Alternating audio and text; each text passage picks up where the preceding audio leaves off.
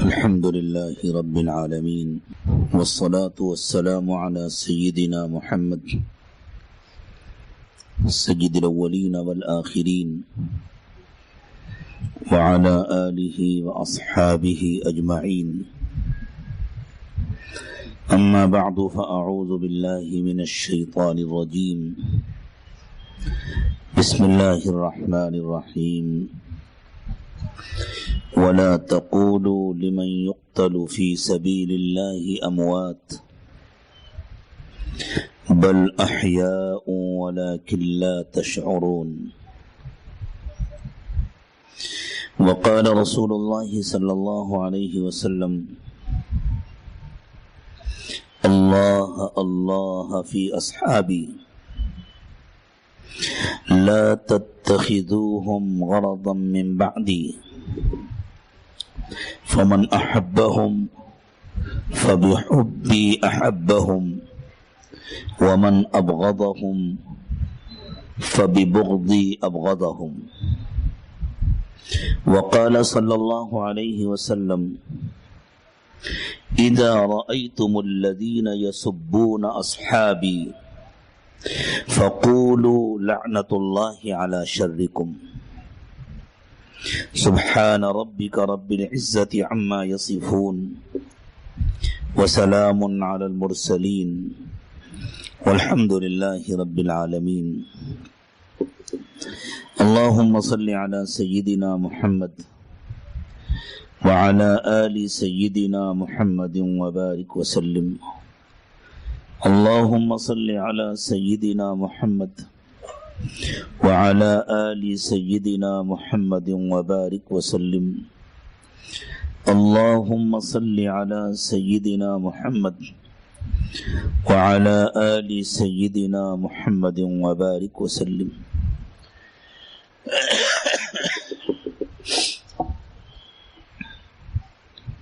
شہداء اسلام اور عظمت صحابہ، آج کے اس بابرکت اجلاس کے لیے اس موضوع کا پہلے سے اعلان ہے. اللہ تعالیٰ اپنے اس حقیر بندے کی مدد فرمائے اور اس موضوع پر کچھ دیر کام کی باتیں کرنے کی توفیق عطا فرمائے.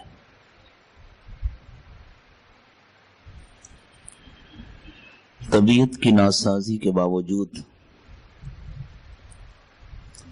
بخار کی حالت میں بس آپ تمام حضرات کی محبت میں اللہ کا نام لے کر آپ کا یہ کمزور بھائی آپ کے درمیان حاضر ہو گیا ہے. اللہ کے لیے کچھ مشکل نہیں. اللہ چاہیں تو کمزور کو طاقتور بنا دیں اور بیماری میں بھی بات کرنے کی توفیق عطا فرما دیں. حضرات صحابہ کرام رضوان اللہ تعالی علیہم اجمعین، اللہ تعالی کی طرف سے وہ منتخب افراد ہیں اور صحابہ کی جماعت اللہ کی طرف سے وہ چنی ہوئی جماعت جس کا خود باری تعالی نے انتخاب فرمایا اپنے نبی صلی اللہ علیہ وسلم کے دین اور آپ کے پیغام کو پوری دنیا میں پہنچانے کے لیے. ایک بہت بڑے درجے کے مشہور صحابی ہیں سیدنا عبداللہ ابن مسعود رضی اللہ تعالی عنہ. ان سے کسی نے پوچھا حضرات صحابہ کرام کے بارے، کیونکہ ان حضرات کے سامنے ہی ایسے شرپسند لوگ پیدا ہو گئے تھے جو صحابہ کرام کو بدنام کرنے لگے تھے، ان کی کردار کشی کرنے لگے تھے.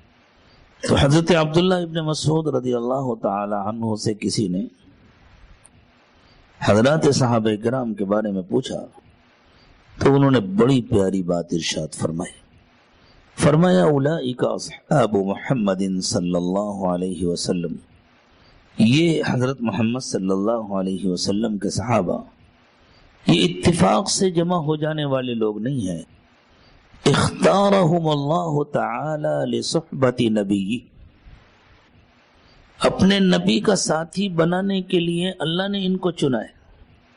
وَلِتَبْلِيغِ دِينِهِ، اللہ تعالیٰ نے ان لوگوں کو اس لیے چنا کہ یہ اللہ کے نبی کے ساتھی بنے اور اللہ کے دین کو ساری دنیا میں پہنچائیں. أَبَرُّ النَّاسِ قُلُوبًا وَأَعْمَقُهُمْ عِلْمًا وَأَقَلُّهُمْ تَكَلُّفًا. دنیا میں جتنے انسان ہیں انبیاء کرام علیہم الصلاۃ والسلام کے بعد، ان میں یہ صحابہ کرام سب سے اچھے دل والے لوگ ہیں. انسان کی حیثیت اللہ کے یہاں اس کے دل سے متعین ہوتی ہے کہ دل کا کیا حال ہے. دیکھیں، ایک ہی چیک بک سے چند چیک نکالے جائیں، ایک میں رقم 10 روپے لکھ دی جائے، ایک میں 10,000، ایک میں 10 لاکھ، ایک میں 10 کروڑ. کانٹے پر رکھ کر دیکھ لیجئے، ہر چیک کا وزن ایک ہی جیسا. اعلیٰ ترین معیاروں سے ناپ کر دیکھ لیجئے، سب کی لمبائی سب کی چوڑائی برابر. بینک کا نام سب میں ایک ہی لکھا ہوا ہے، دینے والے کی سائن بھی ایک ہی ہے، لیکن کیا ہر چیک کی ویلو بھی ایک ہے؟ کتنا فرق ہے؟ 10 روپے کا چیک اور 10 کروڑ روپے کا چیک. یہ فرق کہاں سے؟ وہ جو رقم لکھی ہوئی ہے اس رقم کے ذریعے فرق. تمام انسانوں کے 2 ہاتھ ہوتے ہیں، 2 پیر ہوتے ہیں، 2 کان ہوتے ہیں، 2 آنکھیں ہوتی ہیں. میٹھی میٹھی باتیں بھی کر لیتے ہیں لوگ، بلکہ بسا اوقات جو بہت اچھے نہیں ہوتے وہ زیادہ میٹھی باتیں کر لیتے ہیں. جن کو کچھ نہیں کرنا ہوتا وہ زیادہ بڑے بڑے وعدے کر لیتے ہیں. کرنے والا تو ڈرتا ہے، اتنا ہی کہوں جتنا کر سکوں.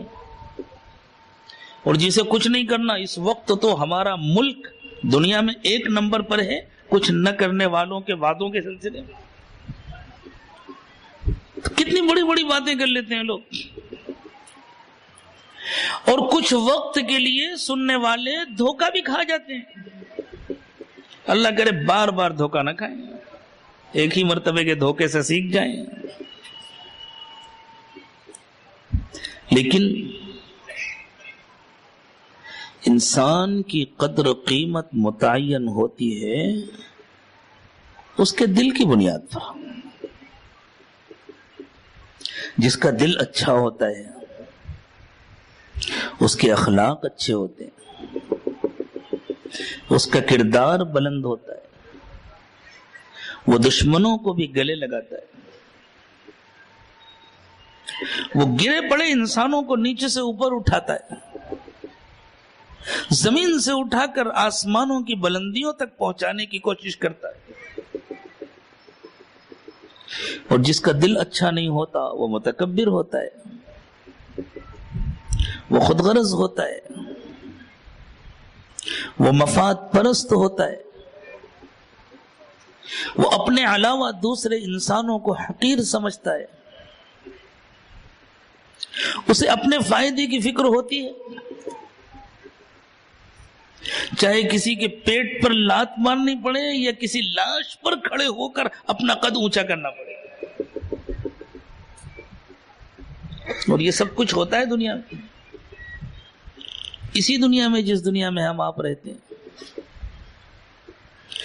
دل کے سلسلے میں اللہ کے رسول صلی اللہ علیہ وسلم نے ارشاد فرمایا، الا ان فی جسدکم لمضغہ اذا صلحت صلح الجسد كله واذا فسدت فسد الجسد كله الا وهي القلب. دیکھو تمہارے جسم میں ایک چھوٹا سا حصہ ہے، اس کا سائز بہت بڑا نہیں ہے. تمہارا ہاتھ بھی اس سے بڑا ہے، تمہارا پیر بھی اس سے بڑا ہے، تمہارا سر بھی اس سے بڑا ہے، تمہارا پیٹ بھی اس سے بڑا ہے، تمہارے پھیپڑے بھی اس سے بڑے ہیں، تمہاری آنتیں بھی اس سے بڑی ہیں. چھوٹا سا ہے، اس میں کوئی ہڈی بھی نہیں ہے. دو جگہ اللہ نے ہڈی نہیں بنائی، ایک دل میں ایک زبان میں. اللہ چاہتے ہیں دل بھی نرم ہو، زبان بھی نرم ہو. ہڈی کے ذریعے سختی آتی ہے نا، اللہ دونوں کو نرم رکھنا چاہتے ہیں. تو فرمایا گوشت کا ایک ٹکڑا ہے، لیکن وہ اچھا ہو تو پورا جسم اچھا ہوتا ہے، پوری زندگی اچھی ہوتی ہے، اس زندگی سے نکلنے والے سارے اعمال اچھے ہوتے ہیں. وہ برا ہو تو پوری زندگی بری ہو جاتی.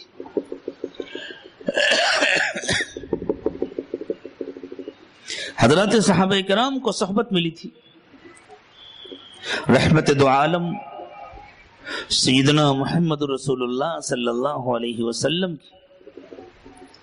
تو رسول اکرم صلی اللہ علیہ وسلم کے دل کی جو کیفیات تھی ان کا عکس پڑا تھا حضرات صحابہ کرام کے دلوں.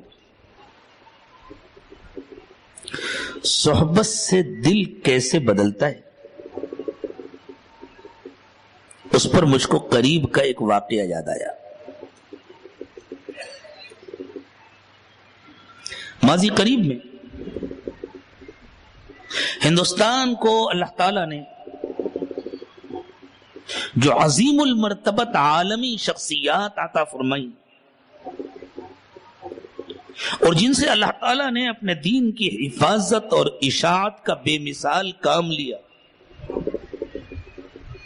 ان میں ایک بہت نمایاں نام ہے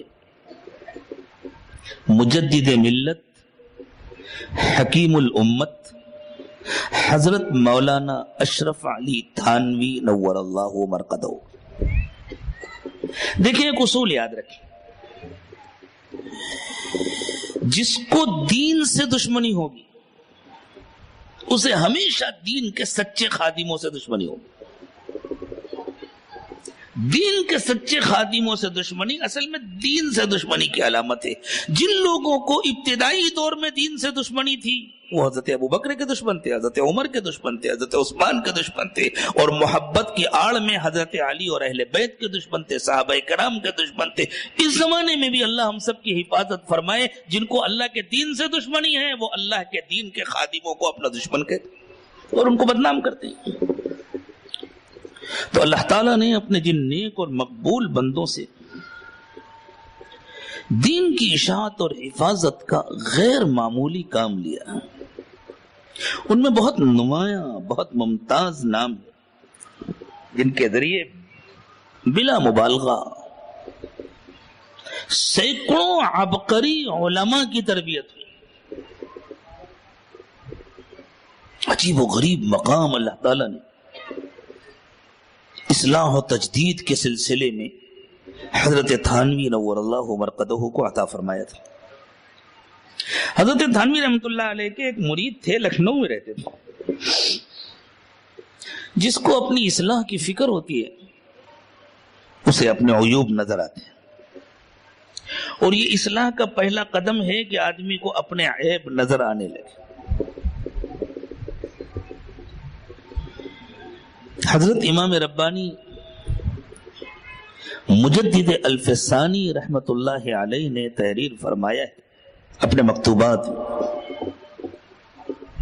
حضرت مجدد الفسانی رحمت اللہ علیہ کے مکتوبات بھی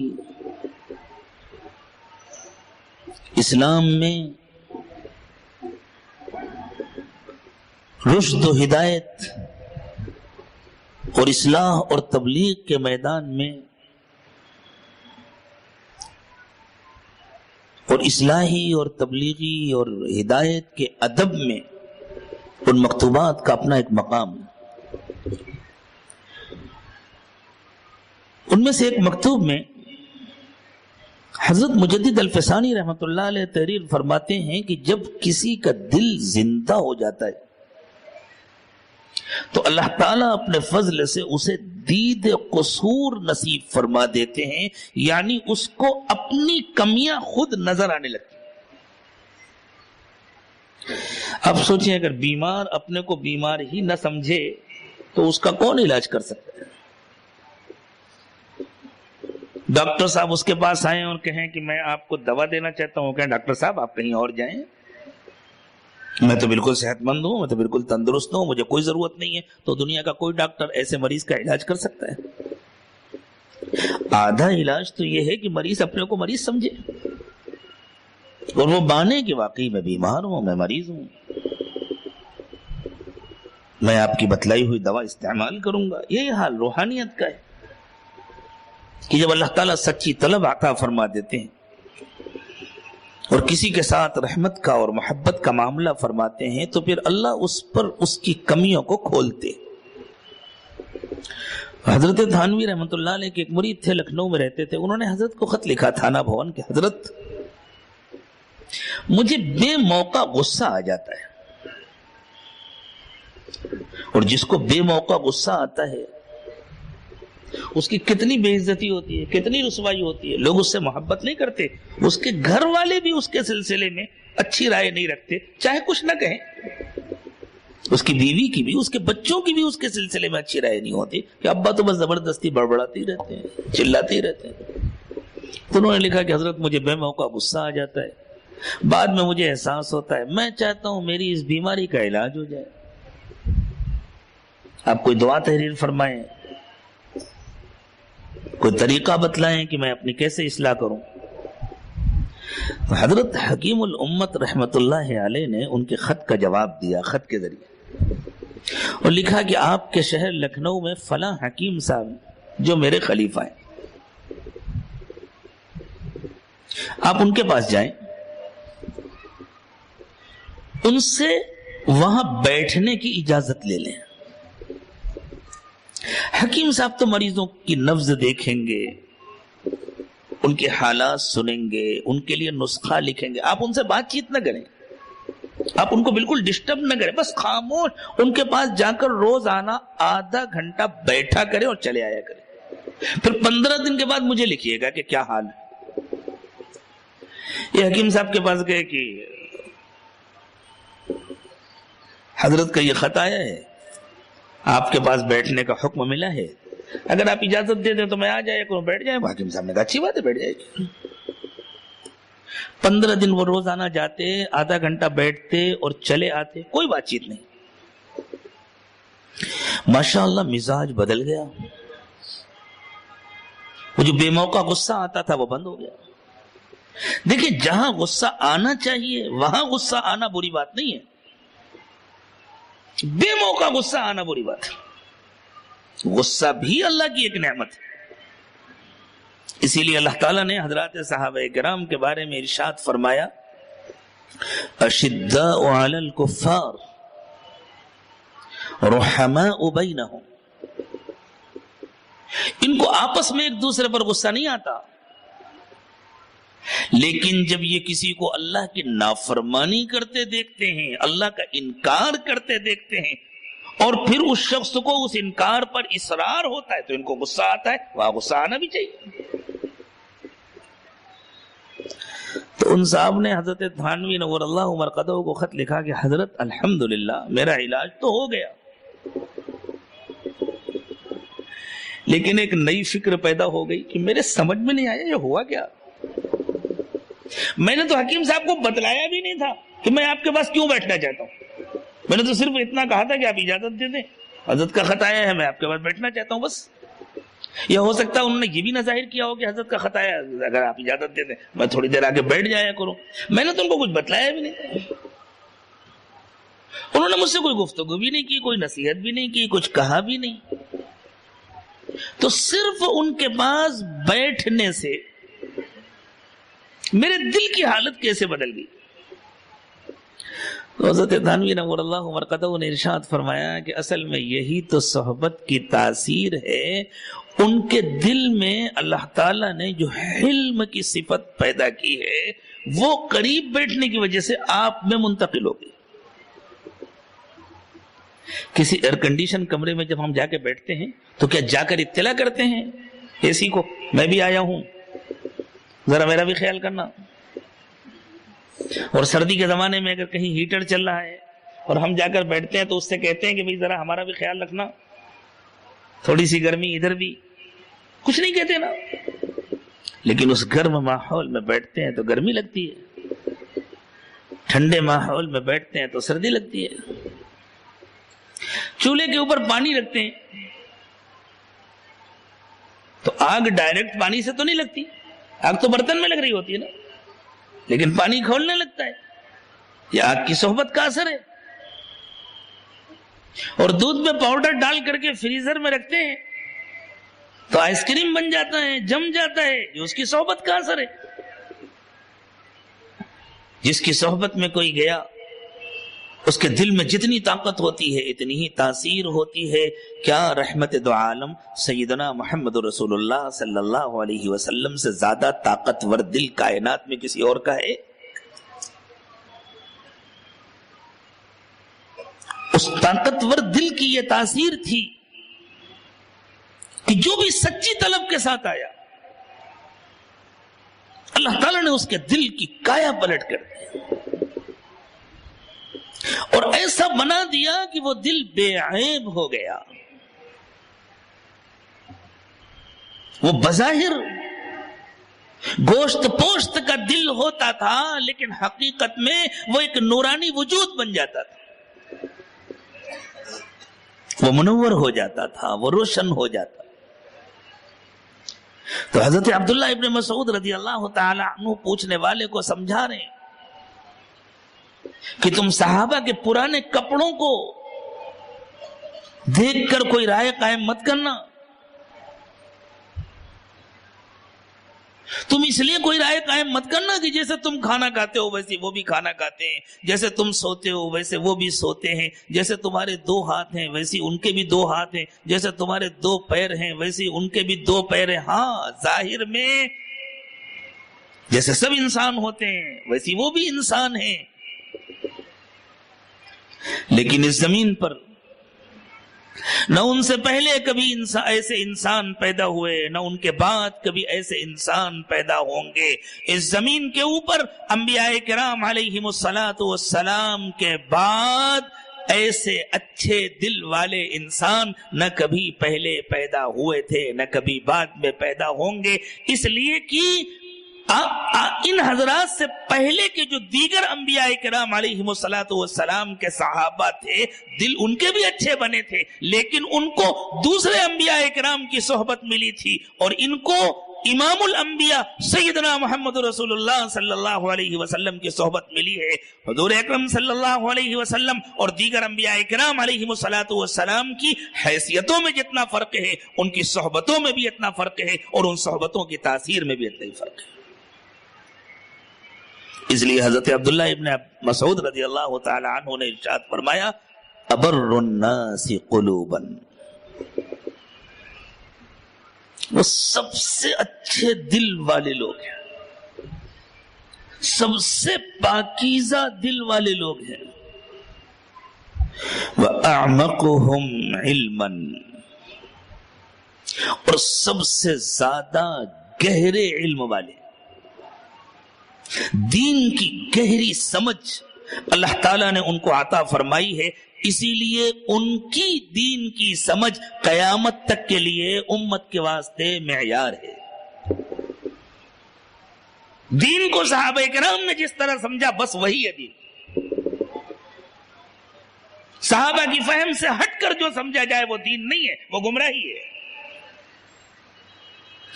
وَأَقَلُّهُمْ تَكَلُّفًا، اور ان کی زندگی تکلفات سے خالی۔ عموماً تکلفات منافقت کے نتیجے میں پیدا ہوتے ہیں۔ آپ کسی کے پاس گئے، آپ کا دل چاہ رہا ہے چائے پی لوں، اور اس کا دل چاہ رہا ہے یہ پیے بغیر چلا جائے۔ آپ پینا چاہتے ہیں، وہ پلانا نہیں چاہتا، لیکن اظہار دونوں حقیقت کے خلاف کر رہے ہیں۔ وہ کہتا ہے رکیے چائے پی لیجئے، حالانکہ وہ پلانا نہیں چاہتا، اور آپ کہتے ہیں نہیں جانے دیجئے، بالکل وقت نہیں ہے، اس لیے کہ آپ کو معلوم ہے کہ یہ پلانا نہیں چاہتا، حالانکہ آپ پینا چاہتے ہیں۔ وہ بھی جھوٹ بول رہا ہے، آپ بھی جھوٹ بول رہے ہیں، یہ منافقت ہے۔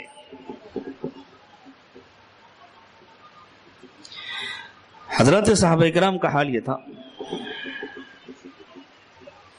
کھانا کھا رہے ہیں، روکھی روٹی کھا رہے ہیں، کوئی آ گیا انہوں نے دعوت دی، آ جاؤ کھا لو۔ آنے والے کو بھی معلوم ہے یہ بالکل سچی دعوت دے رہے ہیں۔ اگر اسے بھوک لگی ہے، بسم اللہ والا برکت اللہ، ہاتھ دھویا، شریک ہو گیا، کوئی پریشانی نہیں کہ میں اس مہمان کو روکھی روٹی کیسے کھلاؤں، زیتون کے تیل کے ساتھ روٹی کیسے کھلاؤں، صرف نمک کے ساتھ روٹی کیسے کھلاؤں۔ اور اس آنے والے کو بھی کوئی تکلف نہیں ہے کہ یہ کوئی کھانے کی چیز ہے، بھوک لگی تو کھا لیا، اور اگر نہیں لگی تو کہہ دیا نہیں میں فارغ ہو کر کے آیا ہوں، آپ کھائیں۔ یہ تو ایک مثال ہے۔ ہماری پوری زندگی تکلفات سے پر ہوتی ہے، اور ان تکلفات کی بنیاد ابھی عرض کی گئی، بار بار اس لفظ کو دہراتے ہوئے بھی اچھا نہیں لگتا۔ صحابہ کی پوری زندگی تکلف سے خالی ہوتی تھی۔ کیسی بے تکلف زندگی تھی حضرات صحابہ کرام رضوان اللہ تعالی علیہم اجمعین کی۔ ایران کے ایک بڑے علاقے کا حاکم گرفتار ہوا۔ اس زمانے کا طریقہ یہ ہوتا تھا کہ ایک تو بادشاہ ہوتا تھا، اور پھر اس کی بادشاہ، اس کی ماتحتی میں بہت سارے راجے مہاراجے ہوتے تھے، جیسے ہمارے یہاں نواب ہوتے تھے۔ ان کی اپنی اپنی حکومتیں ہوتی تھیں، اور وہ سب بادشاہ کی سرپرستی میں ہوتے تھے۔ تو اپنے علاقے کا ایک بادشاہ تھا، یا ہماری زبان میں اپنے علاقے کا ایک بڑا نواب تھا، راجا تھا۔ حضرات صحابہ کرام سے اس کی جنگ ہو رہی تھی، اور یہ بات ذہن میں رکھیں، صحابہ جن علاقوں میں تشریف لے گئے وہ ان علاقوں پر قبضہ کرنے کے لیے نہیں گئے، وہاں کی دولت لوٹنے کے لیے نہیں گئے، وہاں کے مظلوم انسانوں کو ظلم سے چھٹکارا دلانے کے لیے گئے۔ یہ جو راجے مہاراجے ہوتے تھے نا، ان کا حال یہ ہوتا تھا کہ یہ جیتے تھے دوسروں کی کمائی پر۔ جیسے اس زمانے میں ہمارے یہاں جو چوٹی کے لیڈران ہوتے ہیں وہ بھی بیچارے دوسروں کی کمائی پر جیتے ہیں، غریبوں کی خون پسینے کی کمائی سے ٹیکس وصول کرتے ہیں اور گل چھرے اڑاتے ہیں، اور مختلف ملکوں میں جا کر کے حاتم طائی کی قبر پہ لات مارتے پھرتے ہیں، کسی کو اتنے کروڑ دیا ہے، کسی کو اتنے کروڑ دیا ہے، اور اپنے ملک کے کسان خودکشی کر رہے ہوتے ہیں، ان کی خیریت پوچھنے نہیں جاتے۔ یہ صرف آج کا معاملہ نہیں ہے، ہر دور میں ظالم حکمرانوں کا یہی طریقہ رہا ہے۔ ایران کی حکومت میں مورخین لکھتے ہیں زمینوں کے مالک کسان نہیں ہوتے تھے، زمینوں کے مالک تو زمیندار ہوتے تھے، زمینوں پر محنت کسان کرتے تھے، ان سے اتنا لگان لیتے تھے یہ زمیندار کہ ان بیچاروں کے پاس 2 وقت پیٹ بھر کر کھانے کے لیے روٹی مشکل سے بچتی تھی، ان کو پورا جسم ڈھانکنے کے لیے کپڑا میسر نہیں ہوتا تھا، خون پسینہ ایک کرنے کے باوجود ان کو اچھا گھر میسر نہیں ہوتا تھا، وہ جھوپڑوں میں رہتے تھے، لنگوٹیاں باندھتے تھے، جو ہمارے ملک کے کسانوں کا حال تھا پہلے۔ اور ان کی محنت سے کمائی ہوئی دولت پر عیش کون کرتے تھے؟ وہ زمیندار، جو اپنے گھروں میں آرام سے بیٹھے رہتے تھے، لگان وصول کرتے تھے، اور پھر اس لگان کا ایک بڑا حصہ بادشاہ کو دیتے تھے، اور یہ ڈرتے رہتے تھے کہ یہ مجبور، مقہور، پریشان حال لوگ کسی دن ہمارے خلاف کھڑے نہ ہو جائیں۔ اس لیے انہوں نے ایک گورکھ دھندا بنایا ہوا تھا، دیکھو یہ جو ہمارے بادشاہ سلامت ہے نا، ہاں یہ اوتار ہے مالک کا،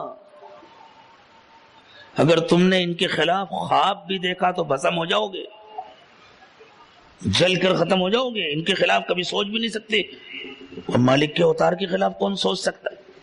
تو یہ شرک کا دھندا ہوتا تھا اپنے ظلم کو باقی رکھنے کے لیے، آج بھی یہ سارا دھندا اسی لیے، اپنے ظلم کو، اپنی زیادتی کو باقی رکھنے کے لیے۔ رحمت دو عالم سیدنا محمد رسول اللہ صلی اللہ علیہ وسلم انسانوں کو ظلم سے آزادی دلانے کے لیے تشریف لائے تھے، ان کی بھوک مٹانے کے لیے تشریف لائے تھے، ان کا تن ڈھانکنے کے لیے تشریف لائے تھے، ان کو باعزت مقام دینے کے لیے تشریف لائے تھے۔ جو ساری دنیا کا حال تھا وہی عربوں کا بھی حال تھا آپ کی تشریف آوری سے پہلے۔ غلاموں کے ساتھ جانوروں جیسا سلوک کیا جاتا تھا۔ محمد رسول اللہ صلی اللہ علیہ وسلم نے غلاموں کو وہ اعلیٰ مقام عطا فرمایا کہ جب مکہ فتح ہوا اور مکے والوں کو خوب یاد تھا کہ آپ کا کالا کلوٹا خادم جو آپ کے ساتھ آیا ہے یہ ایک دن مکے میں غلام تھا، اور جب مکہ فتح ہو گیا اور آپ نے حکم دیا کہ اب کعبے کی چھت کے اوپر کھڑے ہو کر اللہ کی بڑائی کا اعلان کیا جائے گا اور اذان ہوگی، تو اگر آپ حضرت ابوبکر کو حکم دیتے، حضرت عمر کو حکم دیتے، حضرت عثمان کو حکم دیتے، حضرت علی کو حکم دیتے، حضرت عبداللہ ابن عباس کو حکم دیتے، حضرت خالد ابن ولید کو حکم دیتے، تو دلوں کے اندر، مکے والوں کے دلوں کے اندر جو اونچ نیچ کا بت رکھا ہوا تھا وہ نہ ٹوٹتا۔ آپ نے حضرت بلال سے فرمایا بلال کعبے کی چھت پر چڑھ جاؤ، وہ سوچ بھی نہیں سکتے تھے جس طرح ہمارے ملک میں بغیر اعلان کے یہ قانون نافذ ہے کہ کوئی دلت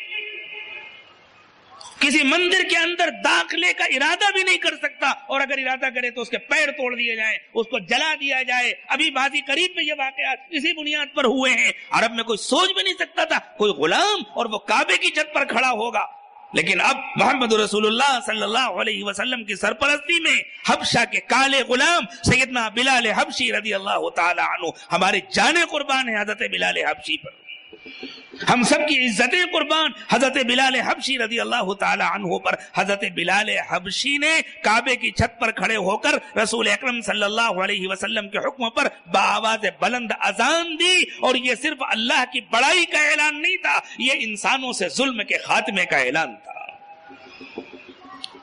اب کوئی چھوٹا کوئی بڑا نہیں ہوگا، اب کوئی دلت نہیں رہے گا، اب کوئی ذات اور خاندان کی بنیاد پر نیچا نہیں سمجھا جائے گا۔ ان اکرمکم عند اللہ اتقاکم، جس کے دل میں اللہ کا جتنا خوف ہوگا اللہ کی نگاہوں میں اس کا اتنا بلند مقام ہوگا۔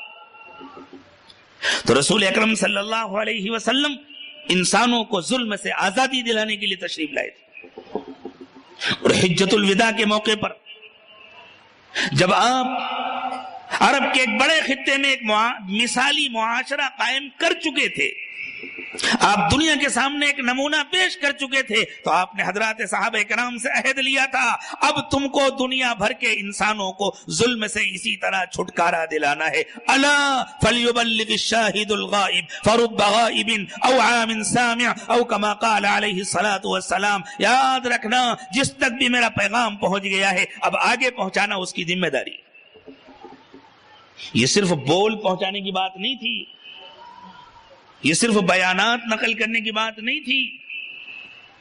جو عظیم تر انقلاب برپا کیا تھا رحمت دو عالم صلی اللہ علیہ وسلم نے، اور جس انقلاب کے ذریعے گرے پڑے انسانوں کو اوپر اٹھایا گیا تھا، مظلوم انسانوں کو انصاف دیا گیا تھا، حضرات صحابہ کرام وہ انصاف کا پیغام لے کر نکلے۔ اسی لیے وہ جا کر حاکموں سے کہتے تھے کہ دیکھو اللہ کا دین قبول کر لو، ہماری طرح تم بھی ایمان والے بن جاؤ، تم حکومت کرو۔ اگر وہ کہتے ہیں نہیں چلو ٹھیک ہے یہ تمہارا اور اللہ کا معاملہ ہے، نئی دین قبول کرو گے تو اللہ کے یہاں پکڑے جاؤ گے، ہم اس میں تو زبردستی نہیں کر سکتے، اصرار نہیں کر سکتے، لیکن یہ جو تم انسانوں پر ظلم کر رہے ہو اب یہ ظلم نہیں ہوگا، اب انصاف ہوگا۔ تم ہم سے وعدہ کرو کہ انصاف کے ساتھ حکومت کرو گے، ہم نگرانی کریں گے، ہم دیکھیں گے کہ تمہارے ہاں کسی کے ساتھ ناانصافی تو نہیں ہو رہی، تم انصاف کے ساتھ حکومت کرو گے، تمہاری حکومت تمہیں مبارک۔ اگر وہ تیار ہو جاتے ہیں کہ ہم انصاف کے ساتھ حکومت کریں گے، ہم انسانوں پر ظلم نہیں کریں گے، تو ان سے چھیڑ چھاڑ نہیں کی جاتی تھی۔ اور اگر وہ کہتے ہیں نہیں خبردار ہم تو جیسے ہیں ویسے ہی رہیں گے، ہم تو انسانوں کا خون چوستے رہیں گے، تم ہٹ جاؤ یہاں سے، تو پھر جس طرح فائر بریگیڈ کے عملے کو حکم ہوتا ہے کہ کسی جگہ اگر آگ لگی ہوئی ہے اور تم آگ بجھانے کے لیے جا رہے ہو اور کچھ لوگ آ کر تمہارا راستہ روک کر کھڑے ہو جاتے ہیں تو ایک مرتبہ 2 مرتبہ انہیں وارننگ دے دو، ہزاروں لوگوں کی زندگیاں خطرے میں ہیں، تم راستے سے ہٹ جاؤ، اور اگر وہ نہیں ہٹتے تو ان کو کچلتے ہوئے نکل جاؤ۔ حضرات صحابہ کرام ایسے ظالموں کو کچلتے ہوئے انسانوں کو ظلم سے آزادی دلانے کے لیے آگے بڑھتے چلے گئے۔ یہ تھا حضرات صحابہ کرام کا جہاد۔ اسی لیے صحابہ کرام جہاں پہنچتے تھے ان کو زبردستی نہیں کرنی پڑتی تھی اس ملک کے عوام پر، بلکہ صحابہ کے پہنچتے ہی جہاں ان کی زندگیاں دیکھتے اور جہاں وہ قریب آتے اور دیکھتے اور مدینے کا ماحول دیکھتے اور اس علاقے کا ان کی حکومت دیکھتے کہ یہاں تو مظلوموں کو اور کمزوروں کو انصاف ملتا ہے، تو پھر جوک در جوک اللہ کے دین کو قبول کرتے چلے جاتے۔ تو جو حکمراں جنگ ہار جاتے تھے ان کو یہ ڈر لگتا تھا اب تو واپس کبھی ہمارا اقتدار قائم نہیں ہوگا، اس لیے کہ اب تو لوگ اللہ کے دین میں داخل ہو گئے، اب تو ان کو انصاف مل گیا، تو وہ پوری کوشش کرتے تھے کہ انصاف نہ ملنے پائے۔ تو اصل میں صحابہ کا مقابلہ ظالموں سے ہوتا ہے۔ اب جن سے ظلم کے مواقع چھین لیے جائیں گے وہ تو گالی دیں گی نا، ان کا حق ہے، کم از کم اتنی اجازت تو دیجئے آپ لوگ ان بیچاروں سے۔ ان سے انسانوں کا خون چوسنے کا بھی حق چھین لیا گیا، ان کو ظلم بھی نہیں کرنے دیا جاتا، اور بیچارے خود محنت کرنے کے تو عادی تھے نہیں، وہ تو دوسروں کی محنت پر پلتے تھے۔ اب اگر کسی چور کو آپ چوری نہ کرنے دیں تو اس کے گھر میں تو فاقے ہوں گے، تو کم سے کم اپنے گھر میں چھپ کے صحیح آپ کے خلاف وہ کچھ تبرہ تو کرے گا، اتنی اجازت تو دیں۔ کہ آپ نے اسے چوری کے مواقع بھی چھین لیے اور اس کو تبرہ کی بھی اجازت نہیں دیتے۔ ہاں، یہ ہے اصل میں تبرہ کی حقیقت۔ تو ایک حکمراں سے مقابلہ ہو رہا تھا، وہ گرفتار ہوا۔ جب گرفتار ہوا تو اس نے ان حضرات سے کہا کہ دیکھو ایک کام کرو، مجھے اپنے امیر کے پاس مدینہ لے چلو، وہ میرے بارے میں جو چاہیں فیصلہ کریں۔ اس نے سوچا میں بھی اپنے علاقے کا حکمراں، عمر ابن خطاب رضی اللہ تعالیٰ عنہ کی خلافت کا زمانہ تھا، عمر بھی حکمراں ہے، کم از کم حکمرانوں کے ساتھ اچھا سلوک کرتے ہیں، میں دیکھوں گا، کچھ بات چیت کروں گا، کچھ ڈیل کروں گا، اس کے ذہن میں جو رہا ہوگا میں کچھ ڈیل کر لوں گا، جیسے اس زمانے کی ڈیلنگ ہوتی ہے۔ صحابہ کرام نے آپس میں مشورہ کیا، بھائی کوئی حرج نہیں ہے، لے چلتے ہیں اس کو، ہمارے نفس کا تو کوئی معاملہ ہے نہیں، امیر المومنین جو مناسب سمجھیں گے فیصلہ کریں گے۔ لمبا سفر کر کے، ہفتوں کا سفر کر کے وہ لوگ مدینہ پہنچے، اور پتہ ہے اس زمانے کا مدینہ کیا تھا؟ دنیا کی سب سے بڑی حکومت کا دارالسلطنت تھا۔ وہ حکومت جس نے دنیا کی بڑی بڑی حکومتوں کی چولیں ہلا دی تھی، جس نے روم اور ایران کی طاقتوں کو پاش پاش کر دیا تھا۔ روم اور ایران کے سراغ رساں، ان کے اپنے افراد جب ان تک اطلاع پہنچاتے، ہمیں خبر ملی ہے مسجد نبوی میں عمر ابن خطاب نے پوچھا تھا کہ فلاں علاقہ کتنی دور ہے، تو کھلبلی مچ جاتی تھی، اب دیکھو کون سی قیامت آنے والی ہے، اب کیا ہونے والا ہے، کیا فیصلہ ہونے والا ہے۔ دل کانپ جاتے تھے ان کے حضرت عمر کا نام سن کے، اور آج بھی لوگوں کے دل کانپتے ہیں حضرت عمر کا نام سن کر کے۔ حضرت عمر سے تو شیطان کی دشمنی قیامت تک کے لیے۔ اللہ کے نبی صلی اللہ علیہ وسلم نے ارشاد فرمایا، جس راستے سے عمر گزرتے ہیں اس راستے کو شیطان چھوڑ کے بھاگ جاتا ہے۔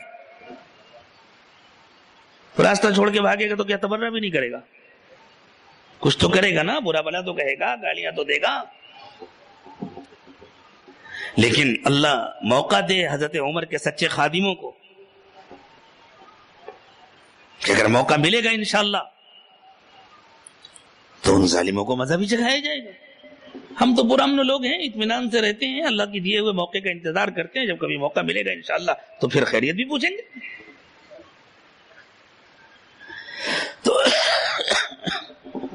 تو اس کے ذہن میں تھا، چونکہ وہ لوگ غریبوں کا پیسہ لے لے کر کے، غریبوں کا خون چوس چوس کر کے بڑے بڑے محل بناتے تھے، بڑی بڑی کوٹیاں بناتے تھے، ہٹو بچوں کا ماحول ہوتا تھا۔ تو اس کے ذہن میں آیا جب مدینہ آئے گا وہاں شاندار عمارتیں ہوں گی، شاندار محلات ہوں گے،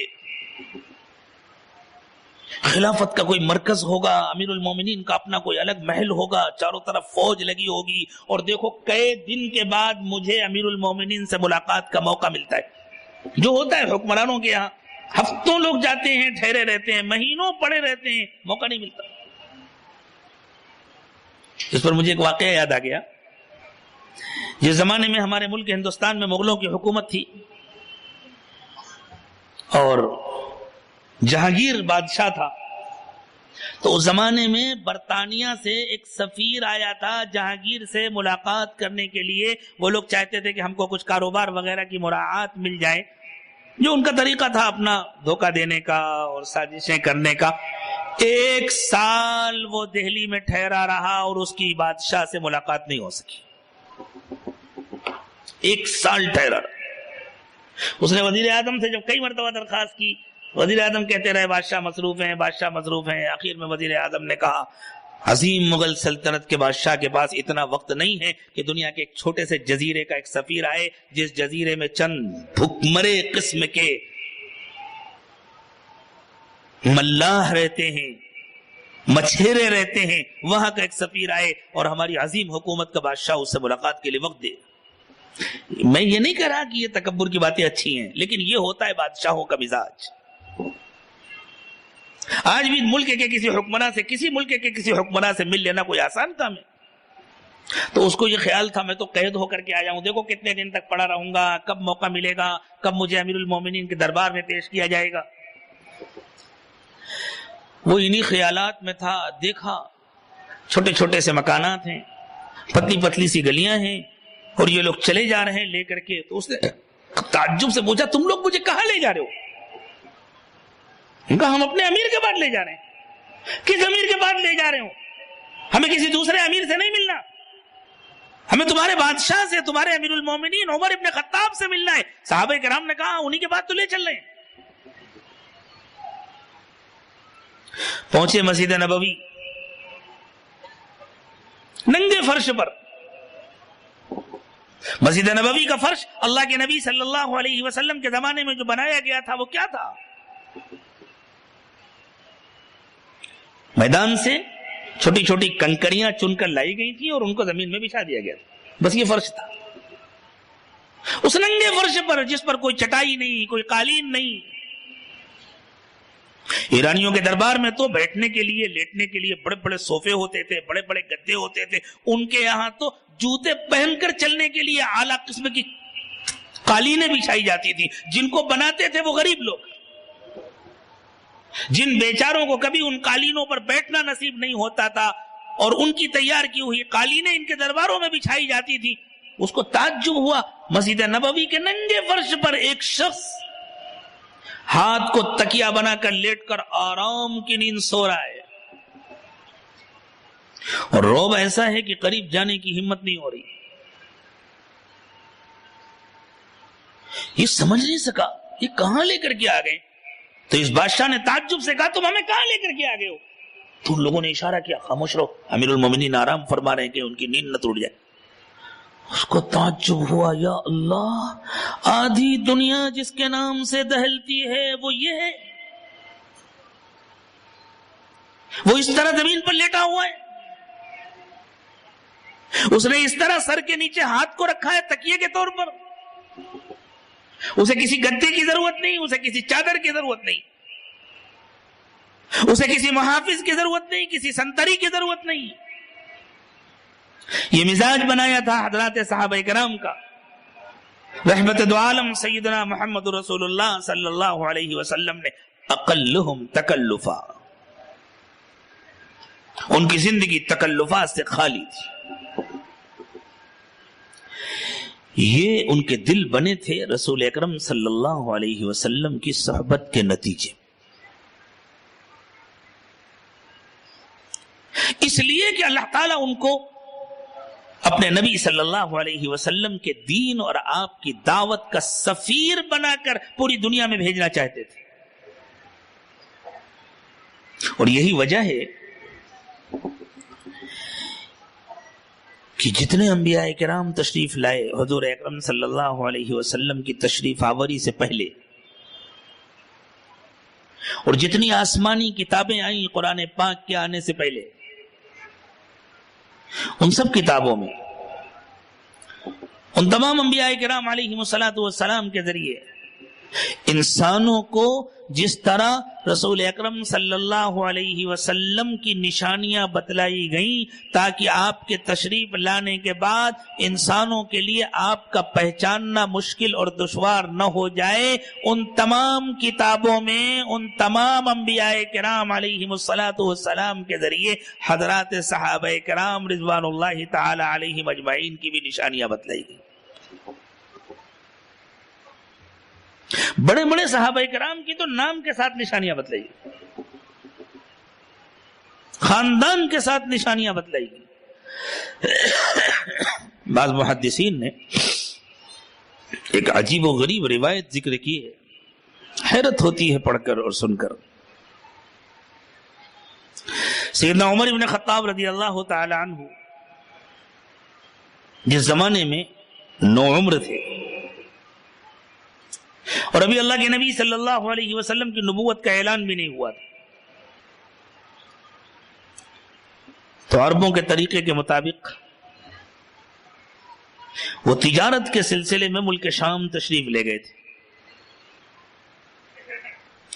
وہاں ایک جگہ حضرت عمر آرام فرما رہے تھے۔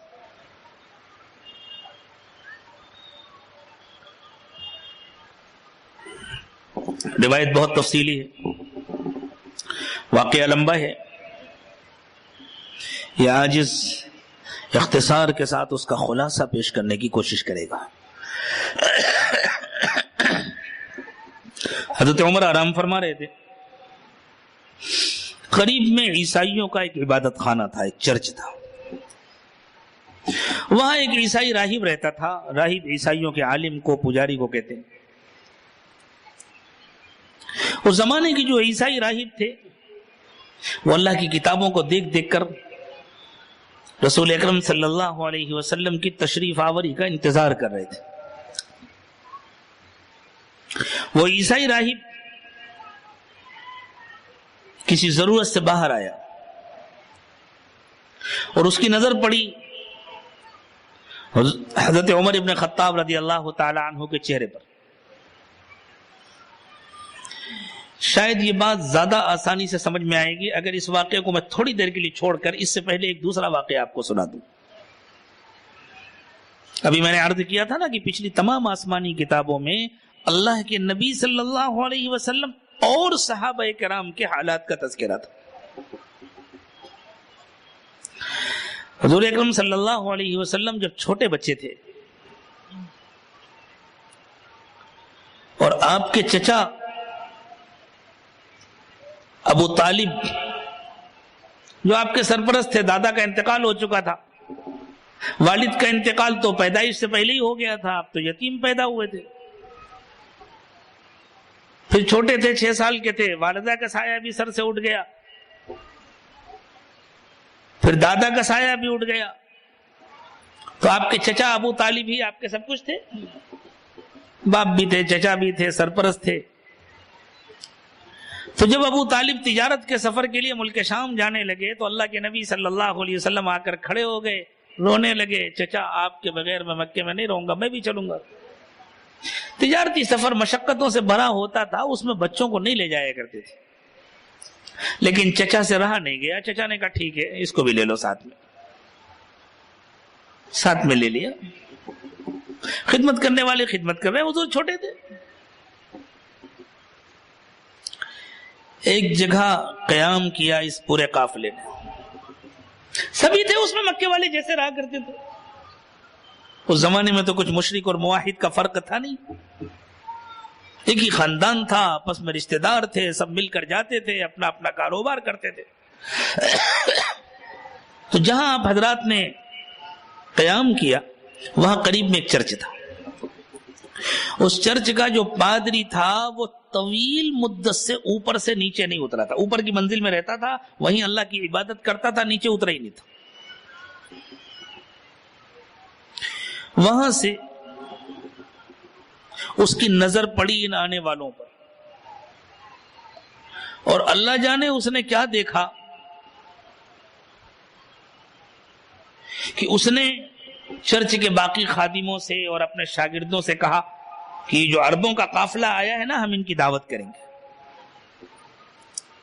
اور وہاں عربوں کی کوئی اہمیت نہیں ہوتی تھی. وہاں عرب آ کر اپنا کام کر کے اسی طرح چلے جاتے تھے جیسے ہمارے یوپی والوں کو یاد ہوگا، خانہ بدوش لوگ آتے تھے نا، گاؤں کے کنارے ڈیرا ڈال دیا اور وہ لوہے کا سامان بنا رہے ہیں، کچھ دن رہتے تھے، پھر اپنا سامان لے کر، اپنے خیمے لے کر، اپنے جانور لے کر چلے جاتے تھے. ان کی کوئی گنتی ہوتی تھی؟ پتہ رہتا تھا یہ اسی قسم کے لوگ ہیں، بیچارے آتے ہیں، کچھ کام کرتے ہیں. بس عربوں کی بھی اس سے زیادہ کوئی اہمیت نہیں تھی وہاں. تو آتے تھے، جاتے تھے، اپنا کاروبار کرتے تھے، چلے جاتے تھے. برسوں کے بعد وہ پادری اوپر سے نیچے اترا اور اس نے آ کر کے اس نے کہلایا ان لوگوں کے پاس کہ آپ لوگوں کی دعوت ہے اور سب کو لے کر آئیے گا، سب آئیں، کوئی رہ نہ جائے. اب جب کھانے کا وقت آیا تو ان حضرات نے سوچا بچے کو کہاں لے جائیں گے؟ بڑوں کے یہاں جانا ہے، بڑا دربار ہے، بڑا عالم ہے، اس کے پاس جانا ہے. تو حضرت محمد صلی اللہ علیہ وسلم کو اور ان کے ساتھ ایک آدھ خادموں کو ان کی دیکھ بھال کے لیے، نگرانی کے لیے ابو طالب نے وہیں چھوڑ دیا. یہ حضرات جب آئے، دسترخوان پر بیٹھے، اس پادری نے آ کر کے سب کے چہروں پر نظر ڈالا، فرمایا کیا سب نہیں آئے؟ تو انہوں نے کہا سب آ گئے. نہیں، سب نہیں آئے، کوئی چھوٹا ہے. وہ ہمارا ایک بچہ ہے. کہ نہیں، اس کو بھی بلائیے، اس کو بھی بلائیے.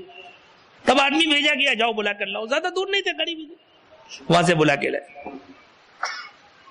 کھانا کھا لیا. کھانا کھانے کے بعد اس پادری نے ایک ایک کو رخصت کر دیا. اللہ کے نبی صلی اللہ علیہ وسلم اور آپ کے سرپرست حضرت ابو طالب بچے.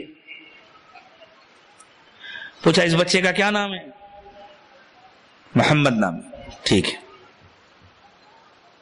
کس کا بیٹا ہے یہ؟ ان کا میرا بیٹا ہے.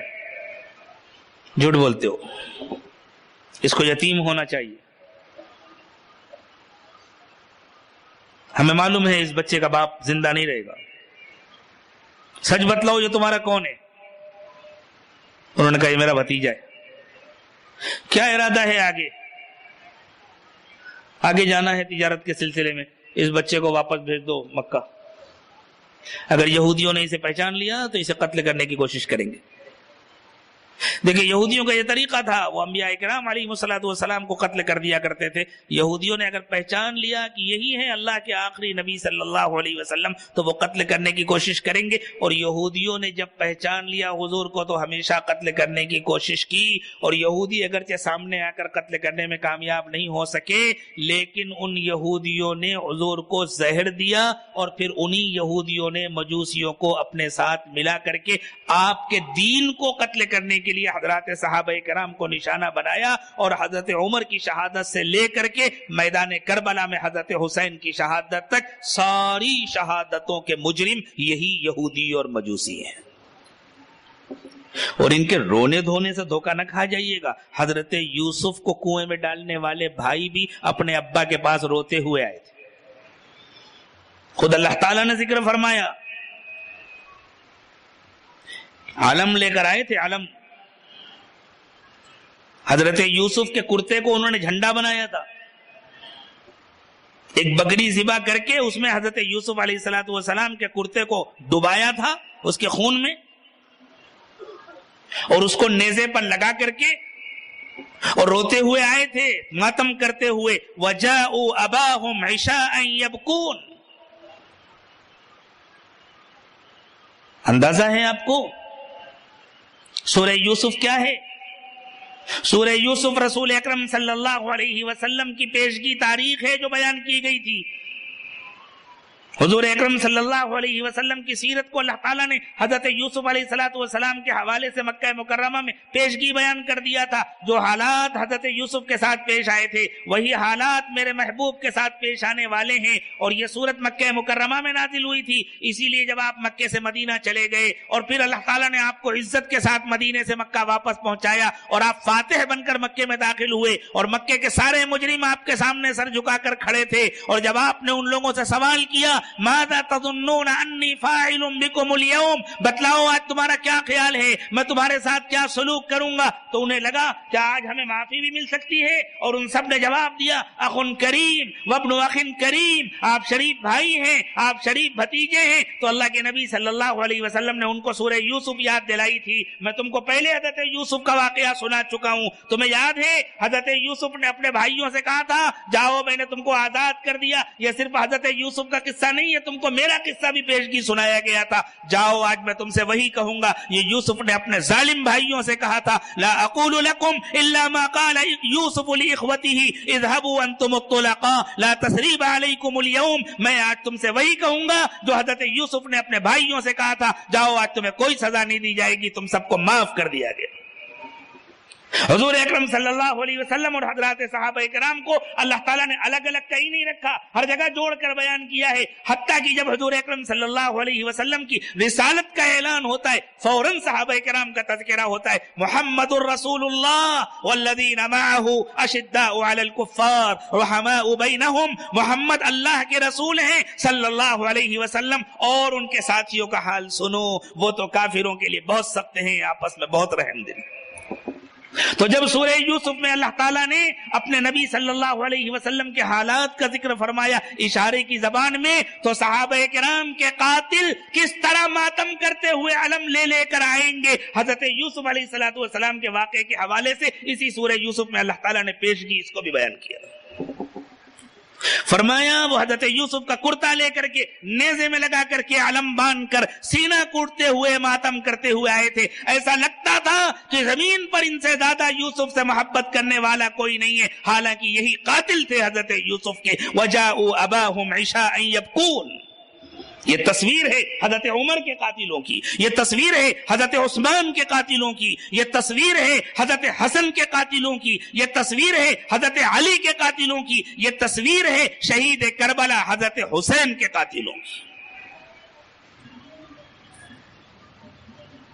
तो उस ईसाई राहिब ने यूं कहा आप अपने भतीजे को मक्के वापस ले जाइए, मुझे डर है अगर आप आगे जाएंगे और यहूदियों ने इसको पहचान लिया तो यहूदी इसको नुकसान पहुंचाएंगे, कत्ल करने की कोशिश करेंगे। और यहूदी आज भी दीन को नुकसान पहुंचा रहे हैं, और यहूदी तो अपना एड़ी चोटी का जोर लगाएंगे, और ये सारे फितने कब खत्म होंगे?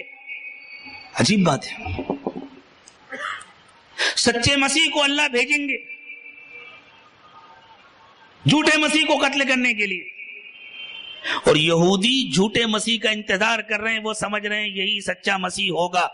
इसी तरह अल्लाह ताला सच्चे मेहदी को भेजेंगे, मजूसी झूठे मेहदी का इंतजार कर रहे हैं।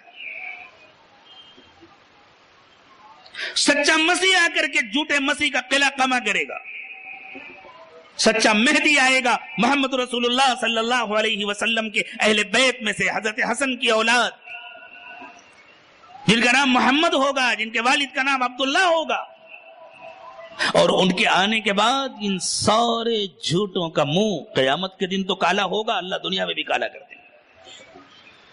क़द बदतिल बग़दाउ मिन अफ़वाहिहिम वमा तुख़फ़ी सुदूरुहुम अकबर। तो इससे आप अंदाजा लगाएं कि अल्लाह के नबी सल्लल्लाहु अलैहि वसल्लम के हालात का कैसा तज़किरा था पिछली किताबों में, उस राहिब ने देखकर पहचान लिया, और उसने उस मौके पर हजरत अबू तालिब से एक तफसीली गुफ्तगू की थी। मैंने पहले अर्ज़ किया था, मैं वाक़यात की तफसीलात में नहीं जा रहा, वक्त भी काफी हो गया है, इस आजिज़ को सुबह सफर भी करना है, और बस ये तो अल्लाह की खास मदद है, वरना बीमारी की हालत में आपसे बात करना आसान नहीं था। अब अंदाजा लगाएं हुजूर के हालात के साथ साथ सहाबाए किराम के हालात का कैसा तज़किरा है। तो ये दूसरा वाकया जो मैं पहले सुना रहा था, सैयदना उमर इब्न खत्ताब रज़ी अल्लाह ताला अन्हु वहां आराम फरमा रहे थे एक चर्च के सामने मुल्क शाम में। वो पादरी आया, उसने आकर हजरत उमर को गौर से देखा, तो गया अपने चर्च में और वहां से एक पुरानी किताब लेकर आया, और किताब में मिलाकर हजरत उमर का चेहरा देखा, हजरत उमर के पैर देखे, खूब गौर से देखा। इतने में हजरत उमर रज़ी अल्लाह ताला अन्हु जाग गए थे, उठ के बैठ गए। अभी तो हुजूर की नबूवत का ऐलान भी नहीं हुआ था, वो सोच भी नहीं सकते थे क्या हो रहा है। तो उसने पूछा भाई तुम कहां से आए हो? मैं मक्के से आया हूं, अरब हूं, तिजारत के लिए आया। अच्छी बात। बेटे नाम क्या है तुम्हारा? عمر نام ہے, باپ کا کیا نام ہے؟ خطاب نام ہے. ایک کام کرو, تھوڑی دیر رکو, میں آتا ہوں.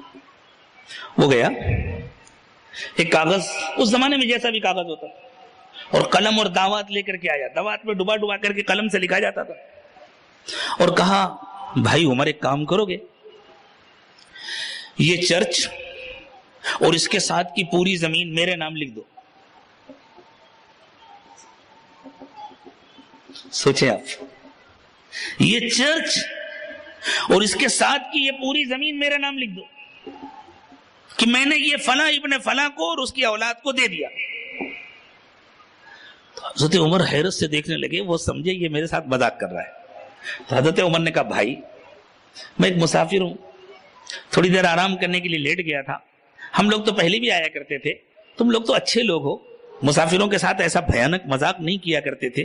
اگر تمہیں پسند نہیں کہ میں یہاں آرام کروں, کہہ دو یہاں آرام کی اجازت نہیں. جیسے بعض جگہوں پر بورڈ لگا ہوتا ہے نا, نو پارکنگ, یہاں گاڑی نہیں کھڑی کر سکتے, تو کہہ دو یہاں آرام کی اجازت نہیں, ہم چلے جاتے ہیں. تو اس نے کہا میرے بھائی میں مذاق نہیں کر رہا ہوں, میں تم سے درخواست کر رہا ہوں, دل سے درخواست کر رہا ہوں, یہ میرے نام لکھ دو.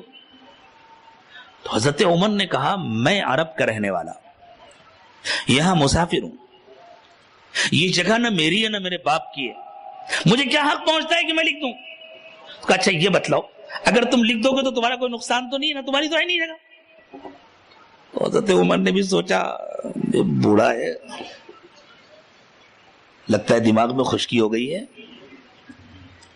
چل گیا اس کا دماغ, اور میں اس کے ملک میں ہوں, کہیں 2-4-10 لوگوں کو بلا لے گا, کوئی نقصان پہنچائے گا, کیا فرق پڑتا ہے, لکھ دیتا ہوں, میرا کیا جاتا ہے, کھسکا ہوا ہے, چھوڑے تو میری جان. حضرت عمر نے بتاؤ کیا لکھانا ہے؟ تو بس یہ لکھ دو, میں عمر ابن خطاب, میں اس زمین کو فلاں ابن فلاں کو دیتا ہوں, یہ اس کی اور اس کے بچوں کی. حضرت عمر نے لکھ دیا, لکھ کے دے دیا, چلا گیا. اس کے بعد اللہ کے نبی صلی اللہ علیہ وسلم کی بعثت ہوئی. پھر حضرت عمر کی ابتدائی حالات سب کو معلوم ہے, کیسا سخت مزاج تھا. ایک دن آیا کہ تلوار لے کر نکلے تھے نعوذ باللہ محمد رسول اللہ صلی اللہ علیہ وسلم کو قتل کرنے کے لیے. سچے اور کھرے لوگ منافق نہیں ہوتے, جو ان کے دل میں ہوتا ہے وہی ان کی زبان پر ہوتا ہے. پھر اللہ تعالیٰ نے ان کو ہدایت دی, اور پھر جب ہدایت دی تو ایسا مقام دیا کہ اللہ نے ان کو فاروق بنایا. پتہ ہے فاروق کسے کہتے ہیں؟ اس صفت کا اللہ تعالیٰ نے قرآن میں تذکرہ کیا, فرمایا یا ایھا الذین آمنوا ان تتقوا اللہ یجعل لکم فرقانا. ایمان والو اگر تمہارے اندر اللہ کا ڈر ہوگا, اگر تقوی ہوگا تمہارے اندر, تو اللہ تمہیں فرقان عطا فرمائیں گے. فرقان اس صلاحیت کا نام ہے کہ جب حق اور باطل میں شبہ پیدا ہو جائے تو اللہ کی دی ہوئی صلاحیت سے انسان حق اور باطل کو الگ الگ کر سکے. حق اور باطل کو الگ الگ کرنے کے لیے اللہ نے آسان نسخہ عطا فرمایا, امت کو فاروق عطا فرمایا کہ جب تمہیں حق اور باطل کے سلسلے میں کوئی شبہ ہو جائے تو یہ دیکھو فاروق کدھر ہے, جدھر فاروق ہے ادھر حق ہے, جدھر فاروق نہیں ادھر حق نہیں. تو اللہ کے نبی صلی اللہ علیہ وسلم نے حضرت عمر ابن خطاب کو فاروق کا خطاب عطا فرمایا. حضرت عمر قیامت تک کے لیے فاروق ہیں, جہاں عمر ہے وہاں حق ہے, جہاں عمر نہیں وہاں حق نہیں. ایسی نبوت سے مناسبت عطا فرمائی تھی اللہ تعالیٰ نے سیدنا عمر ابن خطاب رضی اللہ تعالی عنہ کو کہ ارشاد فرمایا لو کان بعدی نبی, اللہ کے نبی صلی اللہ علیہ وسلم نے ارشاد فرمایا لو کان بعدی نبی لکان عمر, اگر میرے بعد کوئی نبی ہوتا تو عمر ہوتے. حضور نے ارشاد فرمایا جس گلی سے عمر گزرتے ہیں اس گلی کو شیطان چھوڑ کر بھاگ جاتا ہے, واقعی بھاگ جاتا ہے, اور گزر جانے کے بعد بہت گالیاں دیتا ہے, لیکن سامنے آنے کی ہمت نہیں کرتا, چھوڑ کر بھاگ جاتا ہے. یہ مقام دیا اللہ تعالیٰ نے حضرت عمر ابن خطاب رضی اللہ تعالیٰ عنہ. پھر اللہ کے نبی صلی اللہ علیہ وسلم نے ہجرت فرمائی, حضرت عمر ابن خطاب نے بھی ہجرت فرمائی. امت کا یقین ہے کہ اللہ نے حضرت عمر کے ایمان کو اسلام کی قوت کا ذریعہ بنایا تھا. اور حضرت عمر رضی اللہ تعالی عنہ کی ہجرت کو اللہ تعالیٰ نے اسلام کی شان و شوکت کا ذریعہ بنایا تھا. پھر اللہ کے نبی صلی اللہ علیہ وسلم کا وصال ہوا. سیدنا ابوبکر صدیق رضی اللہ تعالی عنہ کا 2.5 سالہ خلافت کا دور گزرا اور پھر خلیفہ بنے امیر المؤمنین سیدنا عمر ابن خطاب رضی اللہ تعالی عنہ. اور حضرت عمر رضی اللہ تعالی عنہ کے زمانے میں اللہ تعالیٰ نے شیطان کا سر خوب کچلا. جب حضرات صحابہ کرام کی فوجیں ملک شام میں پہنچی اور بیت المقدس کا محاصرہ کیا تو وہاں کے علماء نے آ کر ملاقات کی حضرات صحابہ کرام سے اور ان کے امیر سے، اور آ کر کہا دیکھو ہمارے پاس اس حکمراں کی پوری نشانیاں موجود ہیں جو اس شہر کو فتح کرے گا. اگر وہ تمہارے امیر ہیں تو ان کو بلا لو، ہم دیکھیں گے، ہم ان کا مقابلہ نہیں کریں گے، ہم یہ غلطی نہیں کریں گے. اور اگر وہ نہیں ہے جن کا ہمارے پاس تذکرہ ہے تو پھر آ جاؤ میدان میں، پھر تم فتح نہیں کر پاؤ گے. صحابہ کرام نے حضرت عمر ابن خطاب رضی اللہ تعالی عنہ کو اطلاع دی اور آپ روانہ ہوئے مدینہ طیبہ سے. اور اس شان سے روانہ ہوئے کہ 2 مسافر ایک سواری، حضرت عمر اور حضرت عمر کے خادم آپ کے غلام، اور سواری ایک. چونکہ طریقہ یہ ہوتا تھا اونٹ گھوڑے کی طرح نہیں چلتا. گھوڑے کے اوپر بیٹھ کر پیچھے سے لگام کھینچے نا، ایسے نہیں چلتا اونٹ. اونٹ کو ضرورت ہوتی ہے ایک آدمی لے کر چلے. اسی لیے جب اونٹوں کا قافلہ چلتا تھا تو آگے والے اونٹ کو ایک آدمی لے کر چلتا تھا، اس کے پیچھے والے اونٹ کی نکیل باندھ دی جاتی تھی اس اونٹ میں، اس سے پیچھے اس میں، اس سے پیچھے اس میں. جیسے ٹرین کے ڈبے ہوتے ہیں نا، ایک کے پیچھے ایک جڑے رہتے ہیں اور آگے انجن لے کر کے چلتا ہے. اونٹ اس طرح چلتے تھے. لمبا سفر تھا، اتنا لمبا سفر گھوڑے پر نہیں ہو سکتا تھا. اونٹ بہت مشقت برداشت کرنے والا جانور، اور 2 اونٹ الگ الگ لے کر چلتے تو لے کے کون چلتا. حضرت عمر نے کہا اپنے خادم سے کہ دیکھو ایک منزل تم لے کر چلو گے، میں اوپر بیٹھوں گا، ایک منزل تم بیٹھو گے، میں لے کر چلوں گا. انہوں نے کہا امیر المومنین میری پیدل چلنے کی عادت ہے. اس زمانے میں لوگ لمبا سفر پیدل کر لیتے تھے، تو میں پیدل چلوں گا، آپ اوپر بیٹھے. حضرت عمر نے فرمایا نہیں، ناانصافی نہیں ہوگی، ایک مرتبہ میں بیٹھوں گا، ایک مرتبہ تم بیٹھو. اچھی بات. پورا سفر اسی طرح طے ہوا. اب جب قریب پہنچے اور وہاں علماء اپنی کتابیں لے کر ملانے کے لیے بیٹھے، ہم آنے والے کو دیکھیں، تو اس وقت حضرت عمر کی پیدل چلنے کی باری تھی اور غلام کی اونٹ کے اوپر بیٹھنے کی باری تھی. غلام نے خوشامد کی امیر المومنین لوگ مجھے کیا کہیں گے،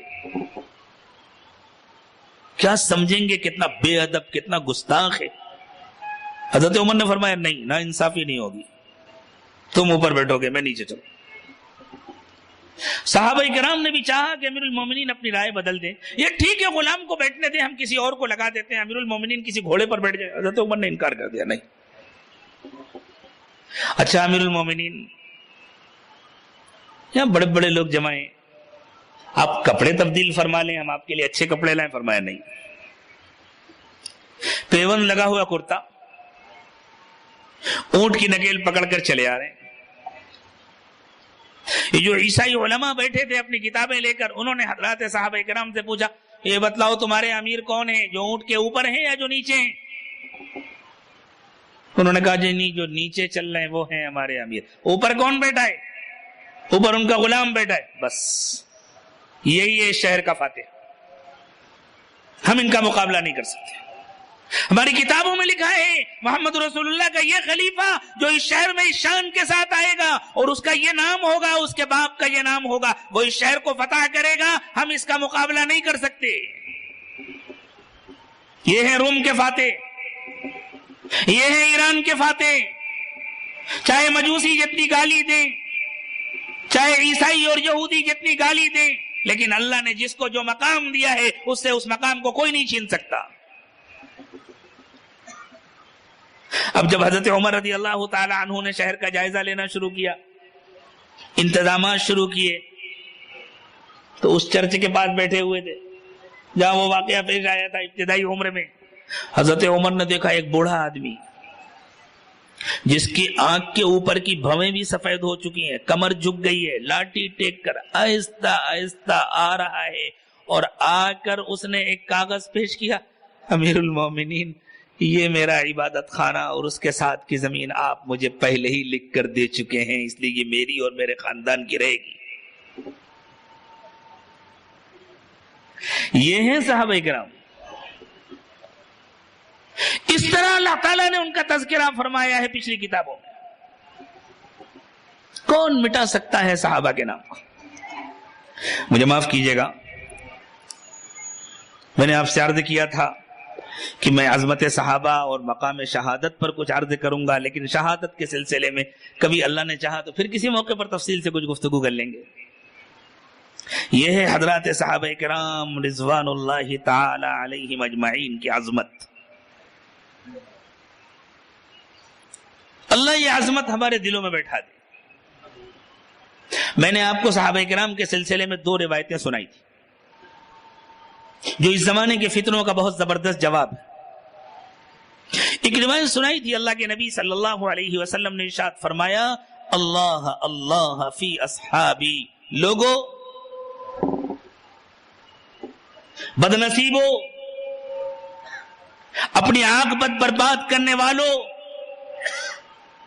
میرے صحابہ کے سلسلے میں اللہ سے ڈرتے رہنا، زبان کھولنے سے پہلے، قلم ہلانے سے پہلے، طنز کرنے سے پہلے، تبرع کرنے سے پہلے، میرے صحابہ کے سلسلے میں اللہ سے ڈرتے رہنا۔ لا تتخذوہم غرضا من بعدی، خبردار میرے دنیا سے چلے جانے کے بعد ان کو اپنے طعن و تشنیع کا نشانہ نہ بنانا۔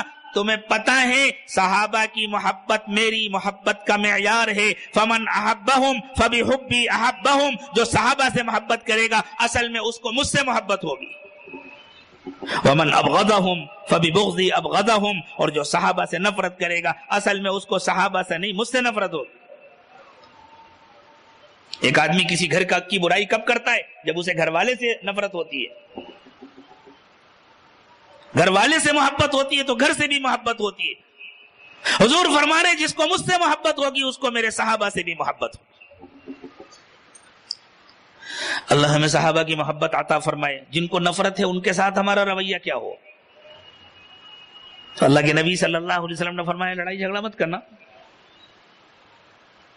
لیکن ایک نسخہ سیکھ لو، اذا رأيتم الذين يسبون اصحابي فقولوا لعنت اللہ علی شرکم، جب تمہیں وہ لوگ نظر آئیں جو میرے صحابہ کو برا بلا کہیں گے تو کہہ دینا تمہارے شر پر اللہ کی لعنت، یعنی تم شریر ہو اور اے شریرو تم پر اللہ کی لعنت۔ ہم بھی اخیر میں اللہ سے دعا کرتے ہیں، اے اللہ صحابہ سے محبت کرنے والوں کو اپنا محبوب بنائیے، ہم سب کو ان میں شامل فرمائیے، ان کو پھلنے پھولنے کے مواقع عطا فرمائیے، اور اے اللہ صحابہ پر لعنت کرنے والوں پر قیامت تک لعنت برسائیے، صحابہ سے نفرت کرنے والوں پر قیامت تک لعنتیں برسائیے۔ اور یہ ہم اپنی طرف سے نہیں کہہ رہے، اللہ کے رسول صلی اللہ علیہ وسلم نے ہمیں سکھایا ہے، اذا رأیتم الذین یسبون اصحابی فقولوا لعنت اللہ علی شرکم، جب تمہیں وہ لوگ نظر آئیں جو میرے صحابہ کرام کو برا بلا کہیں گے تو کہہ دینا کہ تمہارے شر پر، تمہاری برائی پر، تمہاری خباثت پر اللہ کی لعنت ہو۔ وآخر دعوانا ان الحمد للہ رب العالمین۔ دعا فرمائیں، سبحان ربی العلی العلی الوہاب، اللہم صلی علی سیدنا محمد وعلی آل سیدنا محمد وبارک وسلم۔ ربنا ظلمنا انفسنا وان لم تغفر لنا وترحمنا لنکونن من الخاسرین۔ پروردگار عالم، ہم آپ کے عاجز و کمزور بندے ہیں، ہمارے حال پر رحم فرمائیے، اے اللہ ہمارے اجڑے دلوں کو آباد فرمائیے، ہمارے گناہوں کو معاف فرمائیے، اے اللہ دلوں کی ظلمت و تاریکی دور فرمائیے، اے اللہ اپنے نبی پاک صلی اللہ علیہ وسلم کے صدقے میں، حضرات صحابہ کرام کے صدقے میں، اے اللہ ہمارے دلوں کو منور فرمائیے، اللہ گناہوں کو معاف فرمائیے، اے اللہ اس جمع ہونے کو بے انتہا قبول فرمائیے، اللہ جن لوگوں نے اس بزم کو منعقد کیا اے اللہ ان کے محنتوں کو قبول فرمائیے، ان کی کوششوں کو قبول فرمائیے، اے اللہ یہ حاضرین اتنی دیر سے آپ کی محبت میں، آپ کے نبی کی محبت میں، آپ کے نبی کے صحابہ کی محبت میں اتنی دیر سے یہاں بیٹھے ہیں، اللہ ان کے آنے کو قبول فرمائیے، ان کے بیٹھنے کو قبول فرمائیے، اٹھنے سے پہلے ہم سب کی مغفرت فرمائیے۔ فرمائیے، اللہ اپنی محبت نصیب فرمائیے، اپنے نبی صلی اللہ علیہ وسلم کی محبت نصیب فرمائیے، حضرات صحابہ کرام کی محبت نصیب فرمائیے، اولیاء اعظام کی محبت نصیب فرمائیے، اللہ سچی محبت نصیب فرمائیے، محبت کے ساتھ ان کی اطاعت نصیب فرمائیے، فرما برداری نصیب فرمائیے، اللہ سنتوں کا اتباع نصیب فرمائیے، بدعات سے نفرت نصیب فرمائیے، اللہ دین دنیا کی بھلائیوں کے فیصلے فرمائیے، اے اللہ جس مدرسے کا یہ سالانہ جلسہ ہے اے اللہ اس مدرسے کو بے انتہا قبول فرمائیے، اس کی تمام ضروریات کی غیب سے کفالت فرمائیے، پڑھنے پڑھانے والوں کی حفاظت فرمائیے، تعاون کرنے والوں کی حفاظت فرمائیے، اے اللہ جن لوگوں نے بھی آپ کی اور آپ کے نبی کی اور نبی کے صحابہ کی محبت میں اس جلسے میں جہاں جس قسم کی بھی اپنی خدمات پیش کی ہیں اللہ ان سب کی خدمات کو بے انتہا قبول فرمائیے، اے اللہ دین و دنیا کی بھلائیوں کے فیصلے فرمائیے، اے اللہ آباد رکھیے، اے اللہ خوشحال رکھیے، ہر قسم کی پریشانیوں سے محفوظ فرمائیے، حاضرین مجلس کے دلوں کی تمام جائز تمنائیں اور مرادیں پوری فرمائیے، وصلی اللہ تعالی علی خیر خلقہ محمد وعلی آلہ واصحابہ اجمعین برحمتک یا ارحم الراحمین۔